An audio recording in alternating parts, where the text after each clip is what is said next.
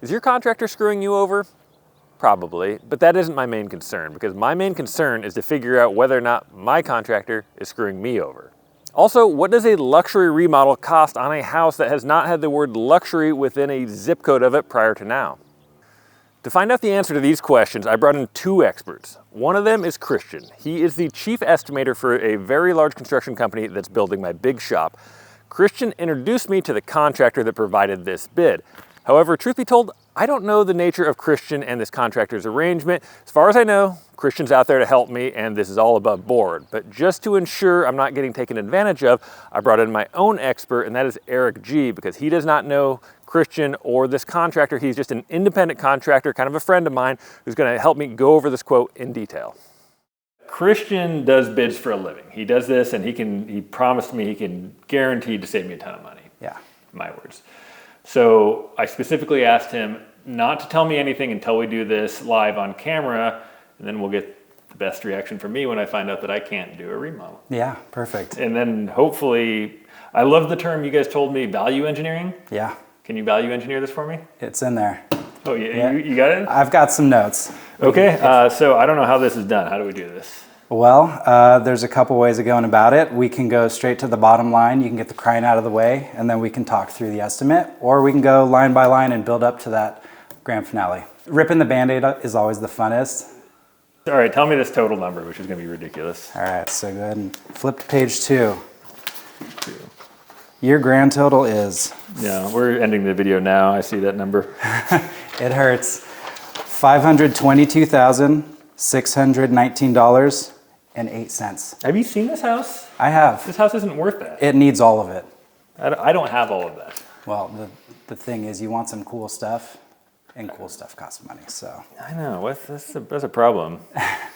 And I just want to point out something. So I went through and I put a little asterisk next to certain items, and those are items that we can potentially target for VE.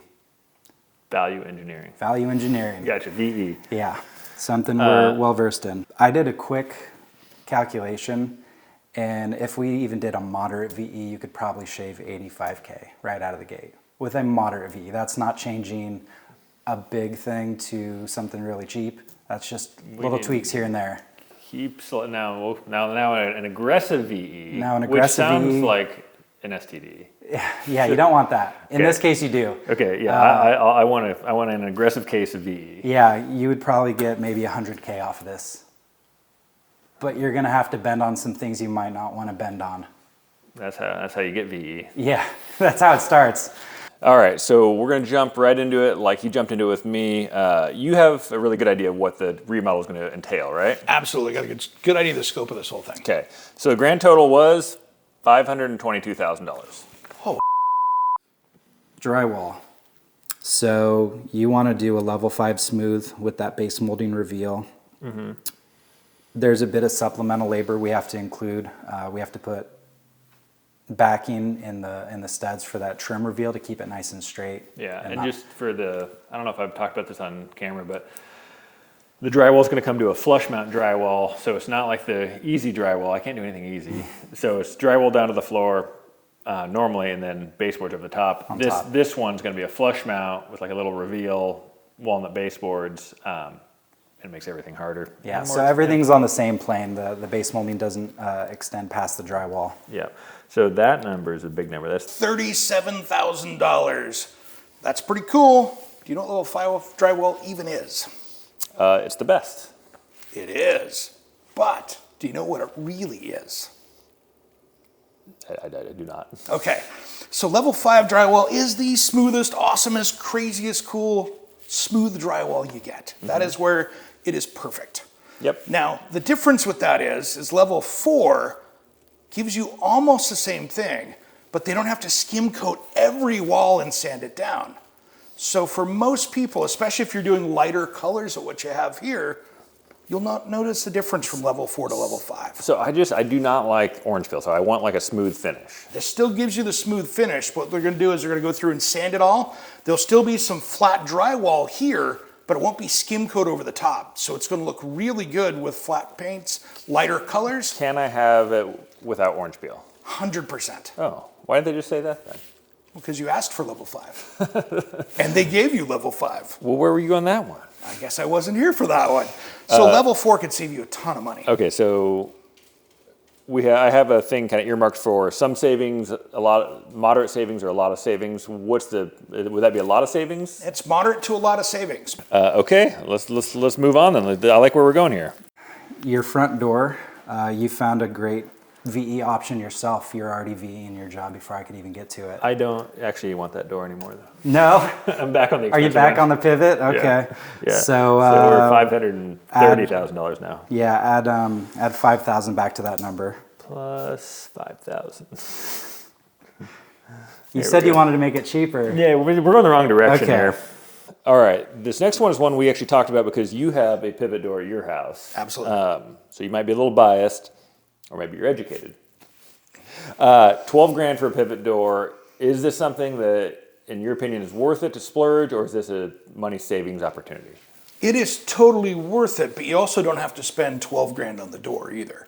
Oh. So there are other options out there that you can get probably down and cut that number by a third or half and still go with the pivot door, but maybe not as grand of one that you were designing with. Oh, really? Like, what would be an example of a less grand, like what makes a cheap pivot door versus a... Well, sometimes it's those big sizes because like my door was still a standard height door, but it was 42 inches wide. Okay. That was still 450 pounds of walnut. And it's not a custom big size. It was a stock size made by a company that had them already pre-made in standard sizes. So you don't have to go to custom pivot. You can go down to something that's going to be a little more standard and save a little money without having to go to just a regular front door. Okay, because that is something I'm not hypercritical about where I'd need it to go the full width, for instance, like if it's 4 inches short or 6 inches short or 10 inches, whatever. Okay, so moderate to Moderate extreme? savings Moderate? because you're going to go to a stock size. And you definitely wouldn't go do like French doors. No.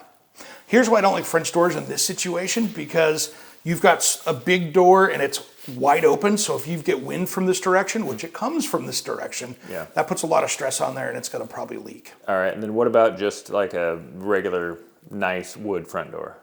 That's nice too, but if you want the statement, it is the place that you set that statement with. I kind of like that pivot door for that. And if you do it right, it's not going to be that much more than a high quality regular wood door. Oh, really? Okay. So what do you think? We could be in there for like 6 to 8 grand, you're saying? Pretty close. Okay. All right, we're making moves here. All right, next up. Your structural improvements include, we're taking out all the ceiling. You want to vault this, so we're going to have to do a stacked LVL for the main ridge beam down the middle, and then over the nano wall and your front, we're going to have to do wide flange beams. So this, basically what you're saying, that's the structural portion of the vault in order to remove the stuff in the middle. Correct. And then for that big glass sliding door, the steel for that. Yeah, so there's steel on this wall, and then at that end of the house, there's another steel beam. There's a steel beam on that end? Oh, Yeah. see, that number seems kind of reasonable. Yeah, it's not terrible. They have 20 grand for the beams. That's the beam to vault this, and then the ones for the windows and over that folding wall. Okay. Is that number seem right? Seems pretty good in that you've got so much reframing to do in here, especially if we're going to be vaulting this. There's a lot of structure, a lot of framing, a lot of bracing. 20 grand is probably the most reasonable number I've heard on this so far. Okay. Is there a DIY opportunity where I can go get like a stack of 2x4s and do my own structural improvements? I've seen it on TikTok. Sure. But there's a risk with that too, because when it all comes down to the end, you got to follow what the engineer says. All right. So you're saying not a lot of opportunity for savings there. I wouldn't do it for 20 grand. You wouldn't do it for 20 grand? Myself, no. There's a lot of work there, a lot of people, and more importantly, a lot of risk.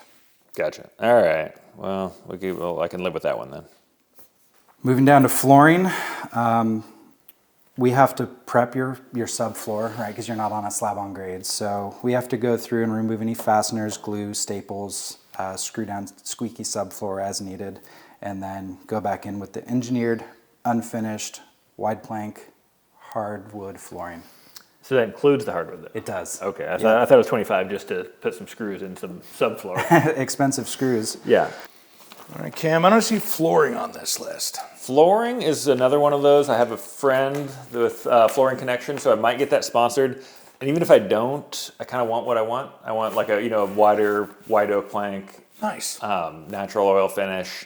So yeah, I think I got floors figured out, or at least I know how to buy floors.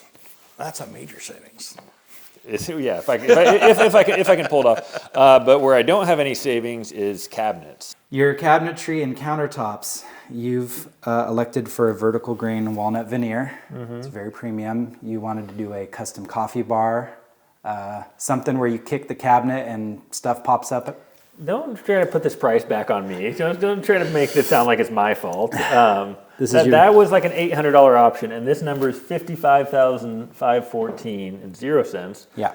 What happened to the $39,000 bid? I think didn't we see something from them? Yeah, so that's just for the cabinets. But the you need countertops. First question: should I just keep this granite and these cabinets? Hard no. Hard no. As a kitchen designer, hard no. Extreme savings, though. Extreme savings. Yeah, extreme savings. All right, so we have $39,000 for cabinets with no countertops. That number seemed high, low, mid? For cabinetry in Well, here. and that was like nice walnut vertical grain, your servo drive knee bump thing. Okay. And then like the pocket door coffee bar. See, okay, now you're talking the higher end stuff that's really nice, Yeah. and so that's on par with that. So that's decent. If you were just going to go with a slab walnut veneer, made out of more of like a walnut plywood that was really nice, there'd be savings there, but you're not going to have those more custom features. So in that 39 grand, is that about right, or we have some room for savings? You got some room for savings in there, but it's at this point though, someone's going to be, what do you want to give up? I don't want to give anything up. All right, so there might be some savings. Not extreme by any means. Okay. Would you just do painted? No, you got so much nice wood around here. I'd kind of go walnut. All right. That was a trick. But you could cut it down by half by doing it that way. That was a trick question because I wasn't going to trust you if you told me to do white painted cabinets. No. All right. Before we dive into this, I need some water. I was trying to come up with some ways I could save some money myself, and I was taking some notes. You're from California, right? I am, yeah, that's my hometown. Yeah. Spent a little time on one loop.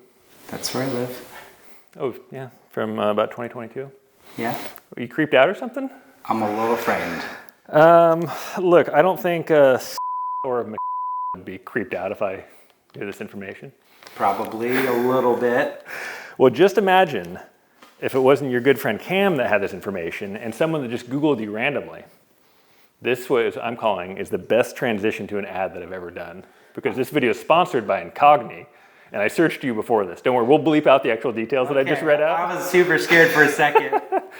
If you couldn't tell, I was having a lot of fun there, but I actually had to cut it off a little early because Christian looked like he might actually swing on me, but actually had a lot more information to reveal. But if you don't know, Incogni is a website that gets your information taken off all the shady websites. So if you don't want to be freaked out like Christian, check out the link in the description or incogni.com/ranch.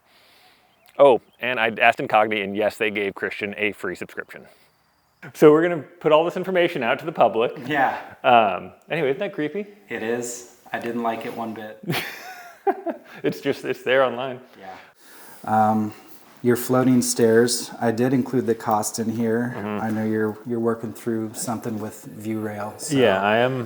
For the viewers, I am desperately trying to whore myself out to anybody that will give me something. And I am talking to a couple people, so we might get this down to like $519. Yeah. But the floating stairs, I have talked to floating stair people, so maybe question mark there? Yeah. Okay. All right. Floating stairs. You remember those? I do. All right. Very cool. So this is something I've talked to a company about, and they actually want to give me their kit for free.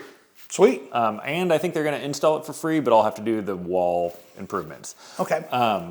So I don't think we're going to get any more savings than free for that. No, not at all. But what I wanted to talk to you about with that, because you've been in TV forever, you've done this, you've probably gotten a lot of free stuff. Absolutely. It's not free, it's a trade. Yeah.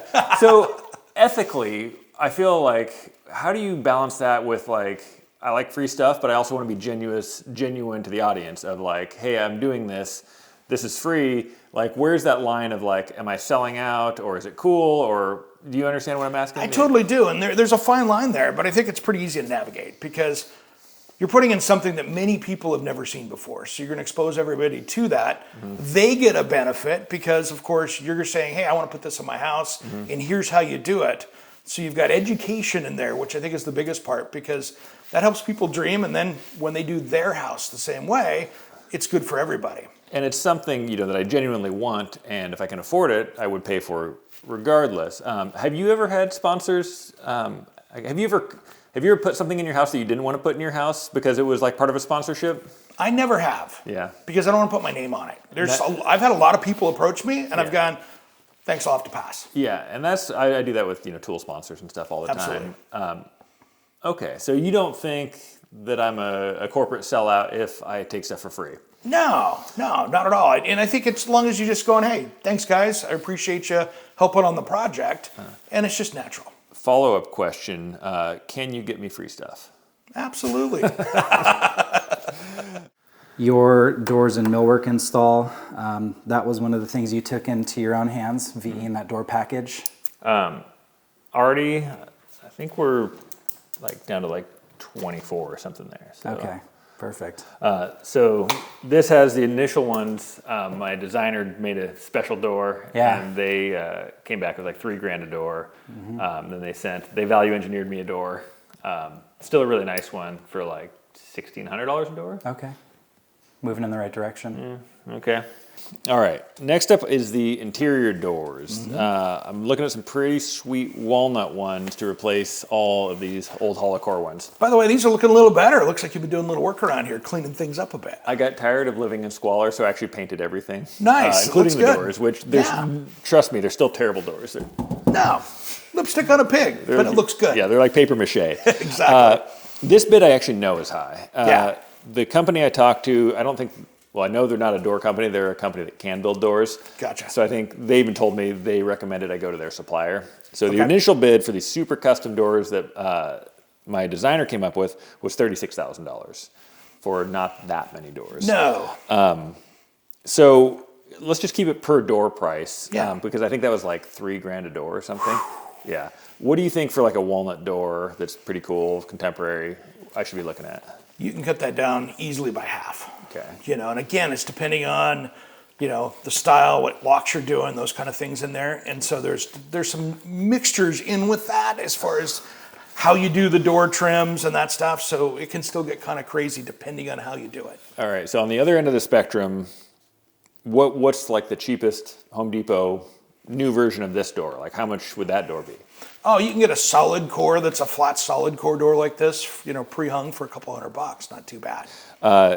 Now, telling me the things I might not want to hear, is that, if I need to save, whatever, 10, 20,000, is that somewhere you would look, or do you still think I should stick with the walnut doors? I would lean into walnut just because it's such a piece of this house that it's kind of important. You could dial it back a little bit and not get so crazy with it and maybe go with that. But again, it's really a big change when you go from a painted door to a walnut door. That's a big visible thing. So I would sure take a look at it and see what we can dial back when we look at how it's specified out. Yeah. There might be some savings in there. All right. So potentially aggressive savings there, but maybe moderate. Yeah. Definitely not $36,000. I think I need to find you a door sponsor. Hold on. Yes, absolutely. Next on the list is your new windows and slider package. For the sake of this estimate, we put the Milgard aluminum series, which we're not really set on, right? You're still looking at some other options. They keep sending me more expensive options, so I don't feel like we're going the right direction. But you get black, and black's important. I want black. Yeah. I also want to have any of this, so. Right. Might have to pick and choose. This is kind of your entry level for what you're looking at. If you The entry level is $46,000 for Windows? Yeah, well, we got to reframe the ROs, and then we have to install them. Windows don't install themselves, contrary to popular belief. All right. There's another one I have no frame of reference for. $46,000 for Windows. That's the basement ones. That's all the ones around the house. Off the top of your head, reasonable or high? Reasonable, but it's depending on the window spec. You know, when you look at what windows you're putting in, I wanted to I like the aluminum kind of thin Yeah. frame ones. So that's pretty decent for that. You know, it's not like you're putting in black vinyl or something like that, or even worse, white vinyl. that was my follow-up question, because they kept trying to get me to go to vinyl, and I was like, I don't think I like it. And they were like, these are really high end, and I'm like, they don't look like it. They don't look like it, but sometimes they do, depending how they're finished out. You know, with vinyl these days and some of the composites, they've come a long ways. You know, do I like the aluminum ones or the metal? Yeah. Do the vinyl ones work, or some of the composite ones? Absolutely. So you might run some numbers to see. It could save you some money. If this was your house, would you actually entertain the vinyl? I would entertain it in certain spots, for instance. You don't have to do them all if you have the same color. Oh, really? I have mixed them, especially if you're doing a common color like black. You could do something different on the front versus the back. Because these two big windows on the front are kind of like the keystone windows. So potentially doing like the thin aluminum ones there, and then the bedroom ones, like in a black vinyl? Yeah, you could get away with that. Okay. I thought everything had to match like the same style. No one's ever going to notice if they're the same color. Your skylights, so you want to do 3 big skylights above the kitchen. Okay, yeah. We've put a budget in place since we don't really know what kind of skylights you want to do. So that number can go up or down depending on what you choose. Sure. All right, Eric, you and I can see that it is pretty dark in here. Scott and his $5,000 camera said that the lighting looks perfect. Does it still look good? It still looks pretty good. All right. So anyway, it's really dark in here, which leads me to skylights. Yeah. $10,300. First of all, would that fix this dim light in here? Would it be better for the lighting aspect? 100%. I love skylights, especially good quality ones, and it would really change this, especially with the vaulted. Okay. Keeping in mind I have to pay for them. Is that a potential for me to skip them? Or is that another one of those things that you really think is worth it? I think it's super important. You might be able to refine those numbers a little bit depending on the sizes that you do up there. But here's the other thing too. There's a lot of features with skylights now that you can do that are really nice. Like a TV built into them or something? Just about. I mean, like one of the companies out there that makes them, they make them so if you're having people over here, let's say it's Thanksgiving, you got a house full of people, it'll know that if it's raining outside and it's going to go, oh wow, the carbon dioxide is high in the house, it will open up to vent.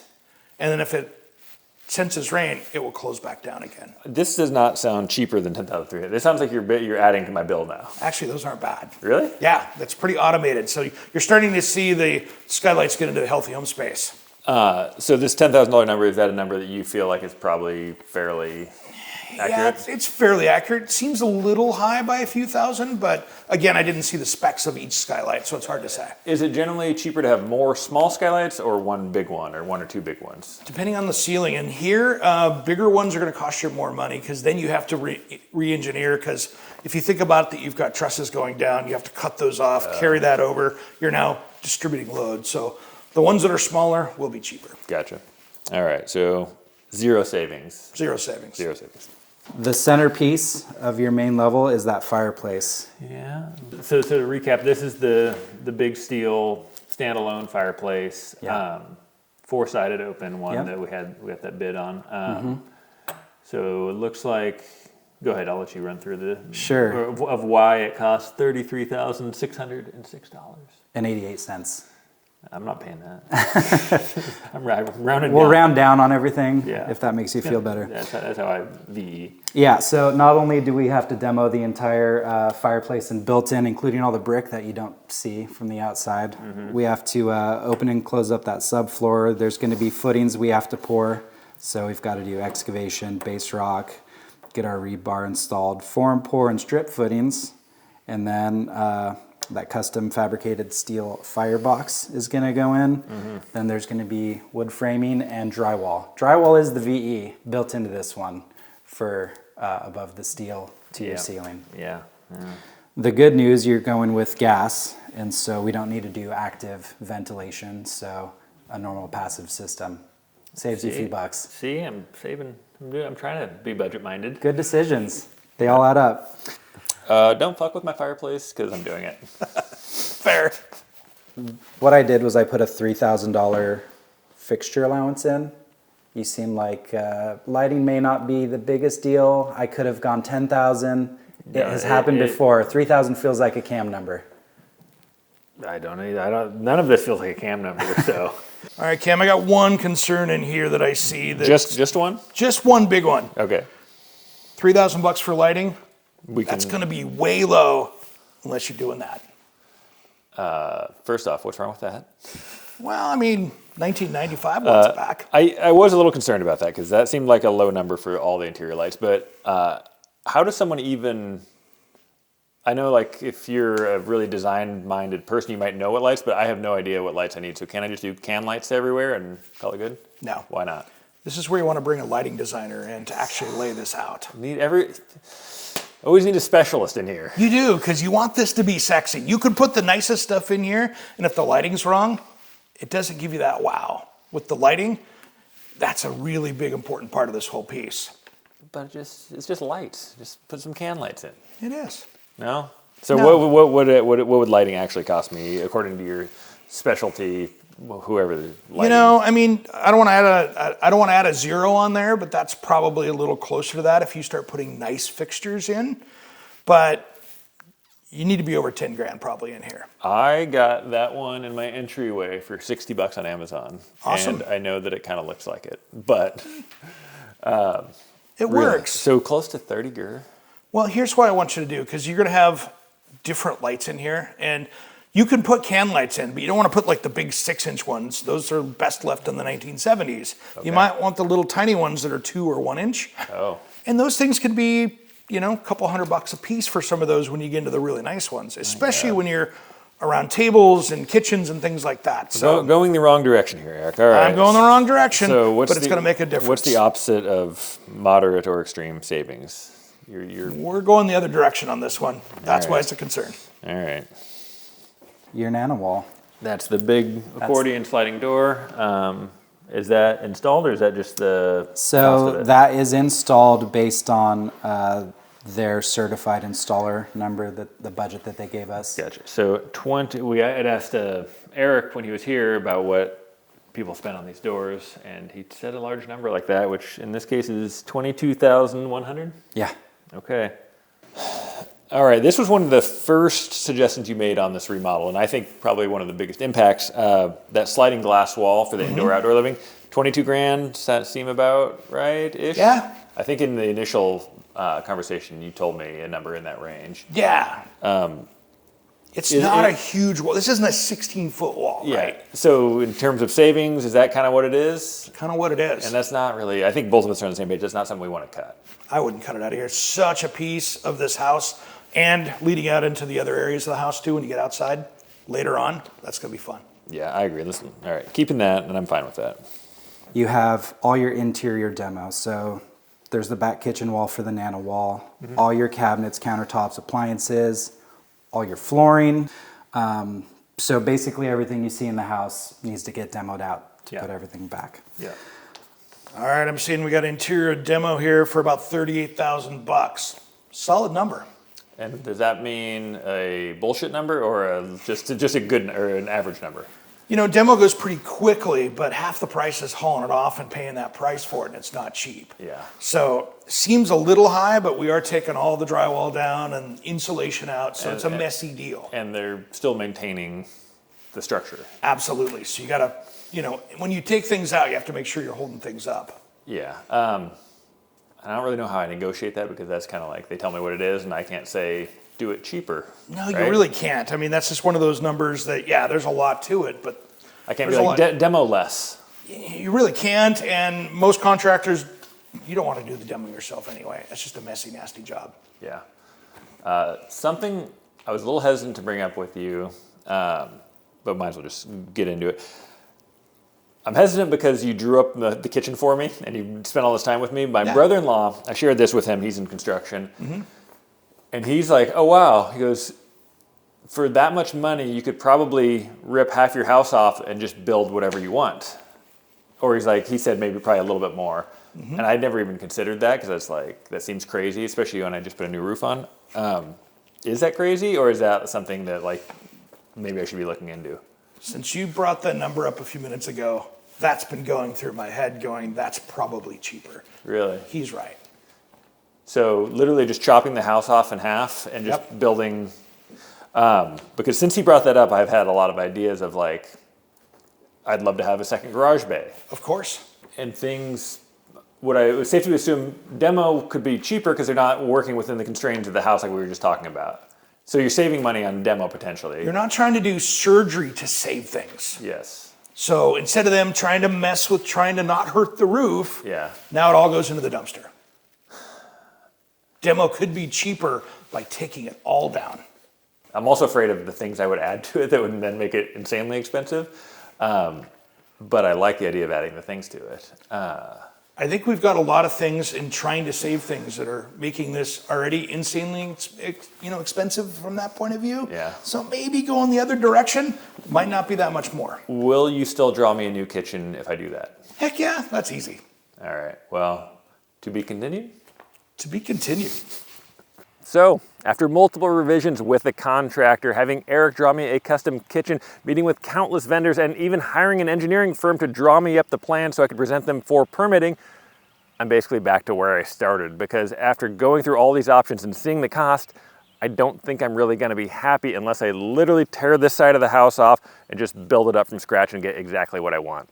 Some of you are going to be quick to realize that this video has basically been a waste of time then, because we're not doing any of the things that we talked about. And if you feel cheated out of your 30 minutes, how do you think that I feel, Eric feels, the contractor feels, the engineer feels? Nope, the engineer actually got paid. He's the only one in this whole video that made any money. I got paid. Scott and the engineer made money.